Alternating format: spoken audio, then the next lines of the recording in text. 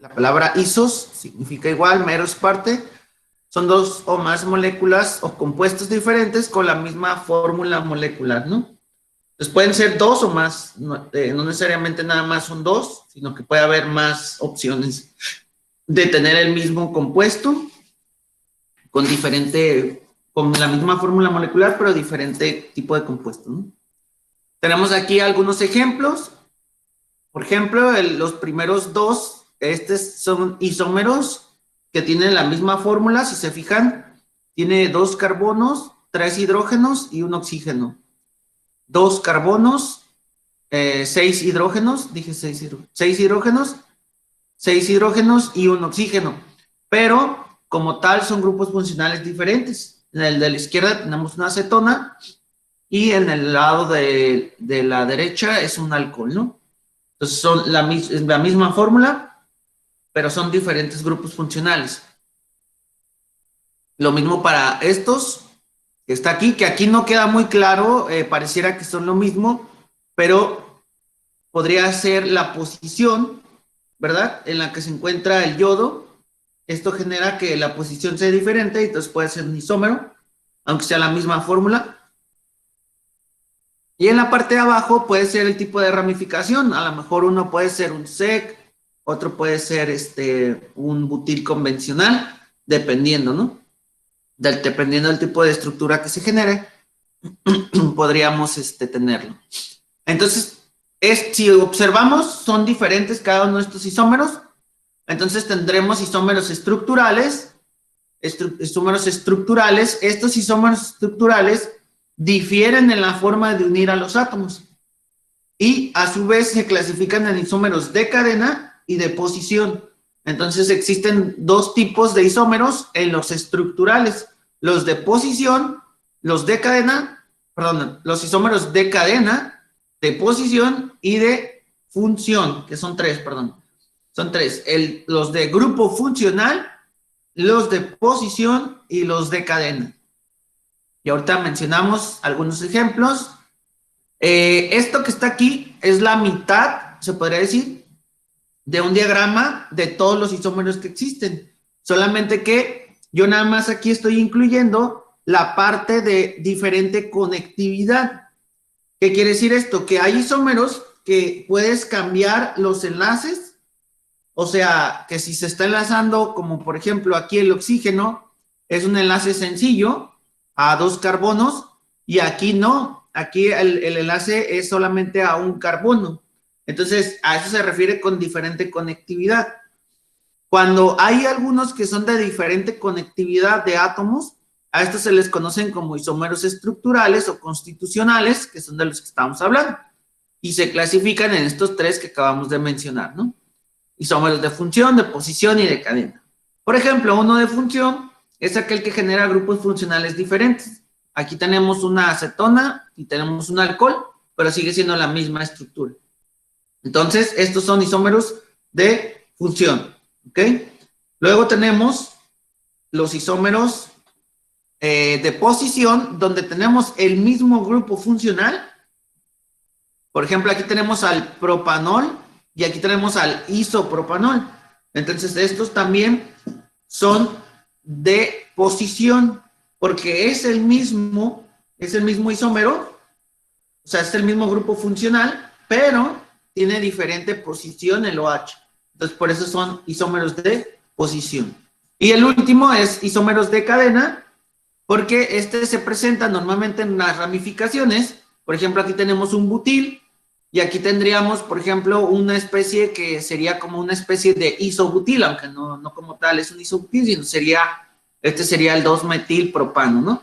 Pero en teoría es la misma fórmula, así que se consideran isómeros ambos de cadena. Entonces, esos son los isómeros con diferente conectividad, ¿ok? Esta parte creo que la subí en Blackboard, ¿ya la checaron? Ya está, ¿no? Sí. Okay. Isómeros geométricos. Los isómeros geométricos también ya lo vimos. Me voy un poquito rápido porque esto ya lo vimos. Los isómeros geométricos son estructuras de igual fórmula molecular que deben su existencia a la rotación impedida por el doble enlace. ¿Se acuerdan que yo les decía que los enlaces sencillos tienen la capacidad de rotarse?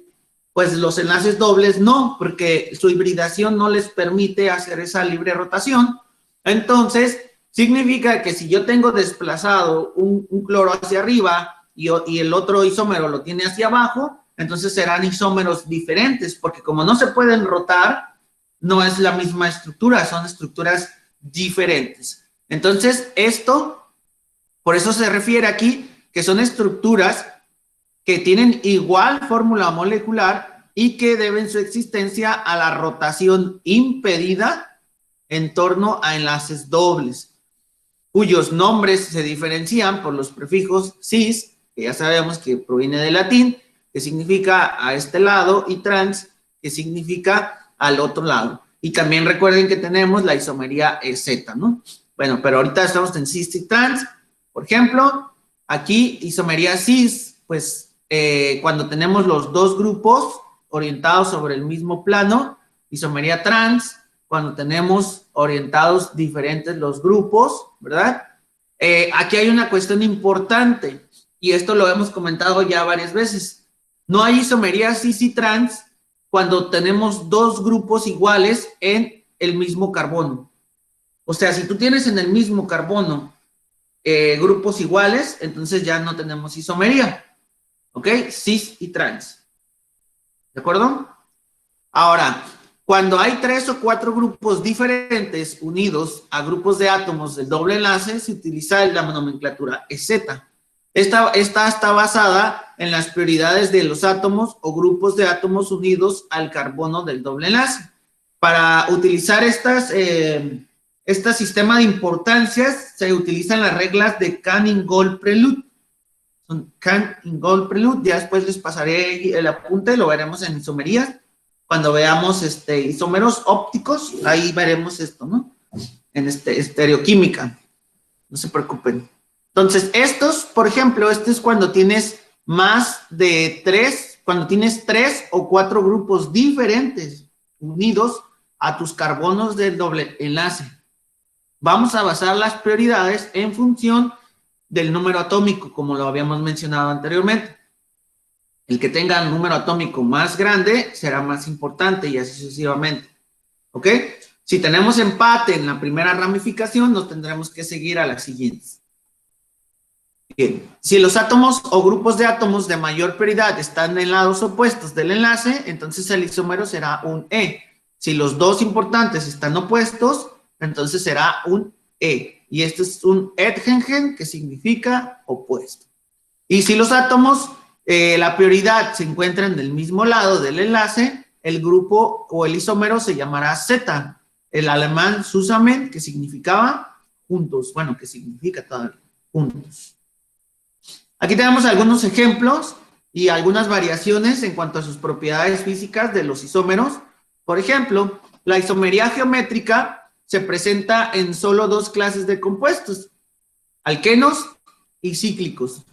Los isómeros geométricos aquirales, a esto se le conoce aquiral a una estructura que no presenta carbonos quirales.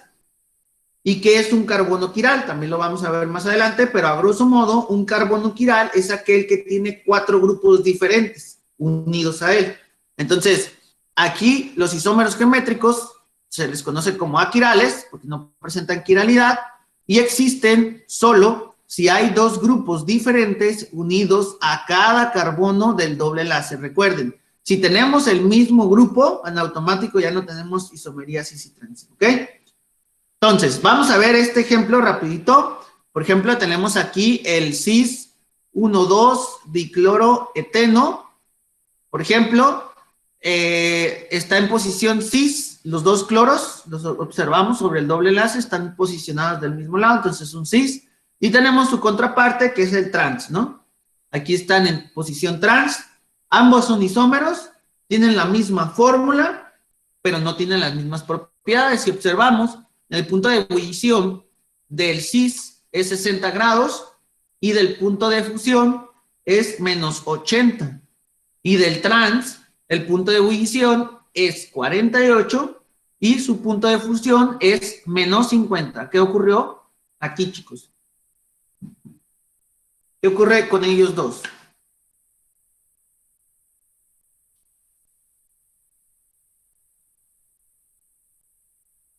El punto de ebullición bajó y el punto de fusión subió. ¿Ah, de quién? El punto de ebullición del CIS 1,2 dicloroetano bajó a 48 grados si su isomería cambió de cis a trans. Y su punto de fusión... ¿Quién presenta los puntos de ebullición más bajos? Perdón, ¿quién presenta el punto de ebullición más alto y quién presenta el punto de fusión más bajo? El cis, ambos, ¿no? O sea, no nada más afecta a uno, sino afecta a los dos. Afecta tanto al punto de ebullición como al punto de fusión. Si se fijan en este caso, el cis presenta más bajo y presenta más alto. Esto significa que hay interacción entre molécula y molécula. Como les comentaba en la clase pasada, se originan una especie de polaridad, ¿sí? Una polaridad en la molécula. ¿Por qué? Porque aquí el cloro, este cloro es muy electronegativo, entonces jala densidad electrónica hacia él, jala densidad electrónica, ocasionando que los hidrógenos pierdan densidad electrónica. Recuerden que es como una nubecita, los enlaces de los electrones. Entonces, como son muy electronegativos los cloros, jalan densidad electrónica y esto genera algo que se le conoce como el momento dipolar, que más adelante también lo vamos a ver, pero su resultante sería en este sentido. Entonces, aquí esta zona de la molécula va a quedar con cargas parciales positivas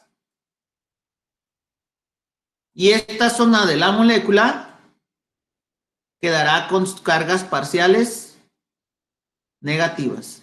Entonces, si se fijan, entonces aquí se generan unas cargas positivas negativas que entre molécula y molécula, por ejemplo, la molécula de abajo, pues seguramente aquí va a tener su carga negativa y va a estar interactuando con la parte positiva de la molécula vecina, y la parte de abajo igual de la molécula va a estar interactuando con otras moléculas, ¿no? Entonces esto va a modificar las propiedades de interacción, ¿verdad?, entre las moléculas, y esto origina que sus puntos de ebullición aumenten. ¿Por qué? Porque necesitas darle más energía para romper esa pequeña interacción que existe entre las moléculas, ¿no? Entonces, por eso es que el punto de ebullición aumenta y el punto de fusión también disminuye. ¿Por qué? Porque necesitan ordenarse las moléculas cuando va disminuyendo la temperatura. Entonces, necesitas que se ordenen mejor las moléculas y para eso requieres bajar la temperatura aún más. Este proceso no ocurre en las trans. ¿Por qué? Porque la trans tiene un átomo que está jalando densidad electrónica en este sentido y tiene otro que está jalando densidad electrónica en este sentido. Esto origina que el momento dipolar se anule porque jalan de la misma fuerza. Entonces aquí no hay un momento dipolar. El momento dipolar es cero. Y aquí sí el momento dipolar es diferente de cero. ¿Ok? Entonces, por eso es que los puntos de ebullición y de fusión se modifican en los isómeros. ¿Ok? Ahora, tenemos el de aquí abajo. Tenemos también al cis 2-penteno y al trans 2-penteno, ¿no? Ahí tenemos los isómeros. Pues no se originaría de alguna manera un cambio tan significativo con la molécula de arriba. ¿Por qué? Porque no tenemos átomos que sean muy electronegativos y esto no modificará sus propiedades tan significativamente como en el otro, ¿no? Tal vez por las interacciones entre la cadena, porque lo mencionábamos en la clase pasada, que las interacciones de la cadena, entre más larga sea nuestra cadena, esto modificaría los puntos de fusión y de ebullición debido al contacto que tiene la molécula, ¿verdad? Al contacto que tiene la molécula consigo misma. Bueno, cuando tenemos 3 o 4 grupos diferentes unidos a los átomos de carbono del doble enlace, se utiliza el sistema EZ. Y aquí aplican las reglas de Canning-Gold-Prelude, que ya les había mencionado. Estas son las reglas de Canning-Gold-Prelude. Ya esto ya lo hemos comentado, ya sabemos que es un Z, ya sabemos que es un E, entonces no habrá mucho que decir aquí, porque pues ya lo mencionamos. La única cosa importante que tenemos que decir es que estos ambos, tan cis y trans, caen en la isomería geométrica, ¿ok? Estos son isómeros geométricos, ¿de acuerdo? Y si se fijan, aquí no hay diferente conectividad. O sea, no modificamos los enlaces. ¿Por qué? Porque si se fijan aquí es carbono enlazado a un cloro, carbono enlazado al bromo, carbono enlazado a un CH3, carbono enlazado a un hidrógeno. Aquí se mantiene la misma conectividad. O sea, estos son isómeros donde no se cambia la conectividad. ¿De acuerdo? En los otros sí. En los otros sí se cambiaba la conectividad. ¿Ok? Bien.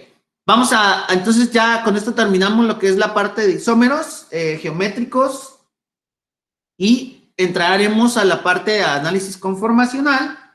En la parte de análisis conformacional, a estos isómeros se les conocen como conformeros también, y el análisis conformacional es en sí, se le llama a todas las posiciones diferentes que tienen esta rotación en los alcanos, ¿sí? O en moléculas que permiten esa rotación.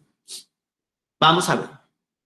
Entonces, las diferentes disposiciones que se forman debido a la rotación en torno al enlace sencillo se les llama conformaciones, ¿ok? Entonces, una conformación es una disposición de una rotación, ¿verdad? De los grupos que están adheridos al enlace sencillo. Y una conformación determinada de mínima energía se le llama conformero o isómero conformacional. Aquí determinada de mínima energía, bueno, no es que sea de mínima energía tanto así, pero ahorita voy a mencionar por qué, ¿no? Si hay diferencias en cuanto a su energía, en realidad. Los conformeros no se pueden aislar. Este es diferente a los isómeros. Por ejemplo, los isómeros, tal vez como tienen diferentes puntos de ebullición, algunos isómeros geométricos, pues podrías separarlos por puntos de ebullición, ¿verdad? Pero en el caso de los isómeros de los conformeros, estos no los puedes aislar como tal, porque son como en sí, se podría decir que son la misma molécula. Solamente que es como nosotros ahorita. A lo mejor ahorita estamos sentaditos tomando la clase y terminando la clase nos paramos, pero seguimos siendo nosotros, solamente estamos en un estado diferente.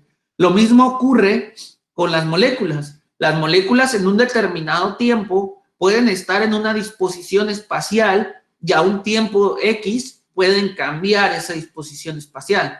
Y ahorita menciono a qué se refiere. Esto se refiere, por ejemplo, como aquí vemos la hibridación, no hemos visto esta parte de hibridación, pero créanme, la hibridación sp3 tiene una geometría tetraédrica, entonces como genera una geometría tetraédrica, sus enlaces tienen ángulos aproximadamente de 109.4, ¿no? Aproximadamente. ¿Qué pasa con estos átomos que ya están sobre el eje, sobre el enlace? Pues el enlace empieza a generar una rotación, se puede rotar este enlace. Entonces, por eso los grupos, estos que están aquí, como observamos, pueden rotarse y cambiar esa disposición. Ahora, aquí el hidrógeno, este hidrógeno está en la misma distancia, en la misma proyección que el hidrógeno vecino, o sea, estos están como traslapados, pues es como si pusiéramos nuestras manos y luego las vemos así, y decimos, está en la misma posición, ¿no? No es que estén rotados de una manera diferente, ¿no? sino que están en la misma posición. A esto tiene un nombre, se le conoce como eclipsamiento. Ahorita vamos a verlo más a detalle.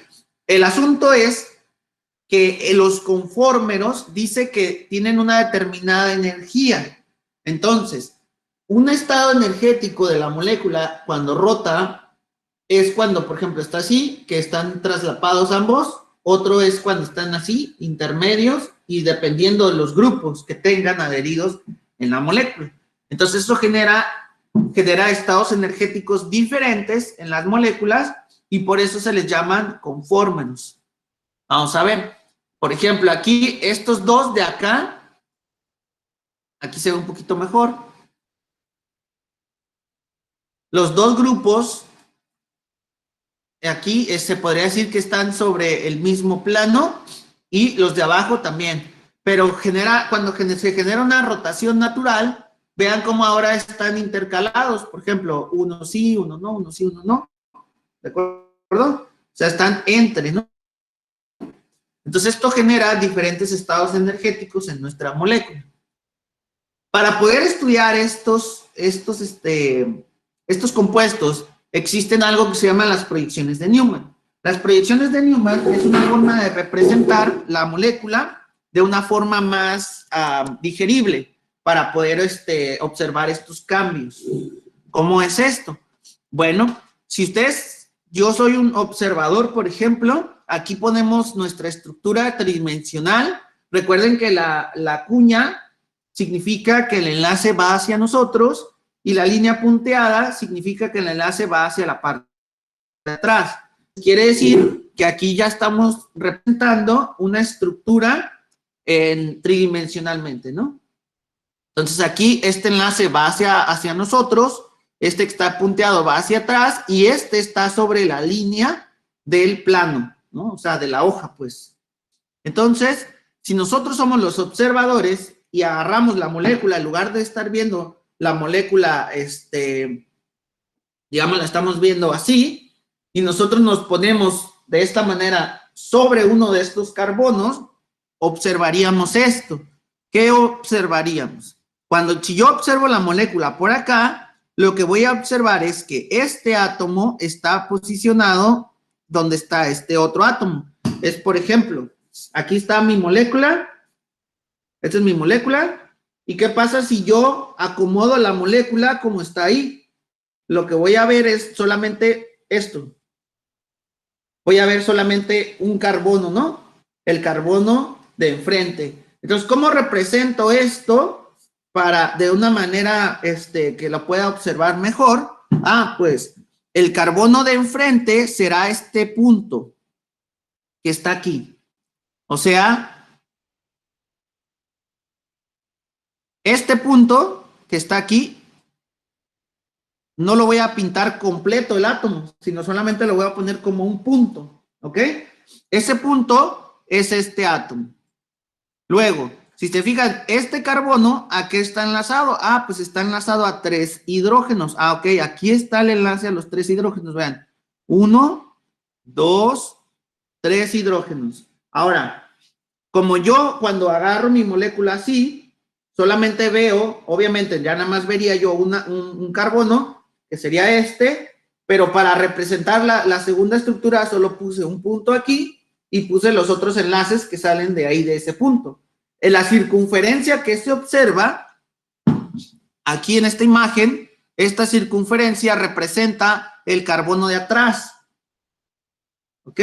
Representa el carbono de atrás. Entonces, esta circunferencia representa el carbono de atrás y veamos que hay unido a este carbono de atrás. Pues también hay 3 hidrógenos. Vean, aquí están los 3 hidrógenos y entonces aquí están unidos los 3 hidrógenos al carbono de atrás. Vean, 1, 2, 3. Y observen, no salen desde el centro los enlaces hacia allá, sino salen desde la circunferencia. O sea, de esta circunferencia se sale el enlace. Entonces significa que estos hidrógenos están enlazados al carbono de atrás y este punto del centro representa el carbono frontal. ¿Ok? Entonces, esto es una proyección de Newman, así se les conoce. Y es una forma de poder observar cuando las moléculas están eclipsadas o no. Por ejemplo, aquí lo que estamos observando es que los hidrógenos no están en la posición. Por ejemplo, yo puedo poner mis manos así y decir, bueno, a lo mejor están o no están. Bueno, cuando las vea así, pues sí, voy a ver que todas corresponden en las mismas posiciones.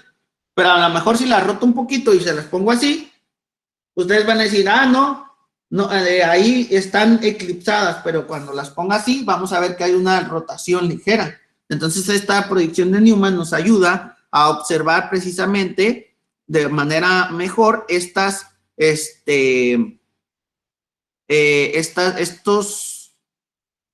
efectos en la molécula, ¿no? O este comportamiento. Entonces, eso es lo que representa. ¿De acuerdo?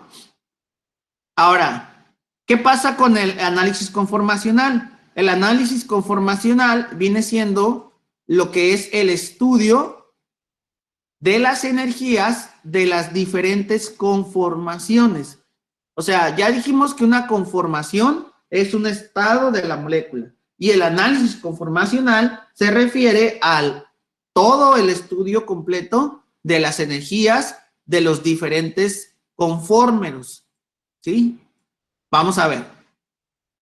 ¿Qué pasa, por ejemplo, cuando inicio mi análisis conformacional? Aquí tenemos un ángulo que es el ángulo de giro. Este ángulo de giro representa cuando voy girando la molécula. Y ahorita les explico por qué solamente giramos 60 grados en cada uno de ellos. Por ejemplo, en la primera proyección de Newman, aquí está. Recuerden, mi átomo frontal y el átomo de atrás es esta circunferencia. Ok. Aquí los dos están en eclipsamiento. A esto se le conoce como eclipsado, ¿no? Cuando los dos grupos están en la mismo plano, o están sobre, sí, es un eclipsamiento, ¿no? Como la luna con el sol, ¿no? Cuando se eclipsan, que están en la misma posición, ¿ok? Cuando no están en la misma posición, se les conoce como alternados, ¿ok? Alternados. Estos pueden ser eclipsados cuando están en la misma posición, cuando no están en la misma posición, se les conoce como alternados, y cualquier otro valor intermedio entre los ángulos se les conoce como sesgados, ¿ok? Cualquier otro valor. Entonces, en un valor de un ángulo de 60 se les conoce como posiciones alternadas, y eclipsamientos es cuando están, digamos, en un ángulo cero, entre comillas. Ahorita les explico por qué.